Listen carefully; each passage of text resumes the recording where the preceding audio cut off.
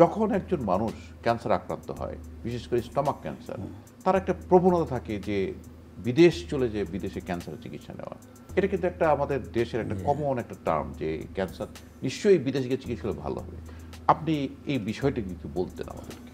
না, আমরা যেহেতু আমি আগেও বলেছি যে আমাদের আগে বুঝতে হবে যে এই রোগীটা আমরা যদি বললাম যে সার্বিক চিকিৎসা দিয়ে থাকি, একজন খুব ভালো এফিশিয়েন্ট সার্জন, ভালো এফিশিয়েন্ট অনকোলজিস্ট বা রেডিওথেরাপিস্ট বা ইমিউনোলজিস্টের কাছে যাই, যে আমরা চিকিৎসা নিই, তাহলে অ্যাডভান্স যদি হয়ে যায় তাহলে তো আমাদের 35% রোগী মাত্র 5 ইয়ার্স বাঁচতে পারবে।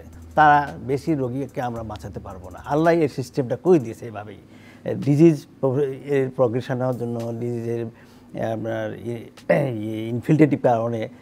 তাহলে এই জন্য হচ্ছে আমাদের যে বুঝতে হবে যে এই রোগীগুলো যদি আমরা সে পরিমাণ, আমাদের দেশে বর্তমানে এখন সার্জন তৈরি হয়ে গেছে, অনকোলজিস্ট তৈরি হয়ে গেছে, সেহেতু এই আমাদের দেশের সার্জন বা অনকোলজিস্টটাই এই সব রোগীগুলো চিকিৎসা দিতে পারে। বিদেশে গেলেই যে এর চেয়ে বেশি ফল পাওয়া যাবে তা নয়।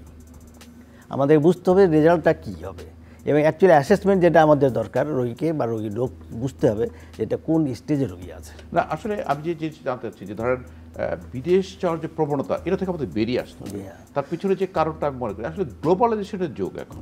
এখন আপনি এখানে যে চিকিৎসাটা দিবেন, যে ওষুধটা দিবেন, সেটা আপনি কিন্তু আমেরিকাতেও সেই ওষুধটা এবং ইন্ডিয়াতেও কিন্তু সেই ওষুধটা দিবেন, আপনি চীনেও কিন্তু সেই ওষুধ, আপনি কিন্তু এই একই ট্রিটমেন্ট।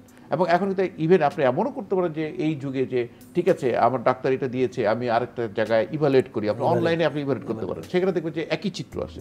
এবং আমরা এমনও শুনেছি যে যখন রুগীরা দেশের বাইরে যায় বলে যে তোমার দেশে তো ভালো ডাক্তার আছে, নাম পর্যন্ত বলে দেয়, ওনার কাছে দেখাবে। তো এই জিনিস কিন্তু আমাদের গর্বের। আমাদের দেশের চিকিৎসকরা কিন্তু মান বলেন বা চিকিৎসা পদ্ধতি বলেন বা কোনো অংশেই বিদেশ থেকে কম না।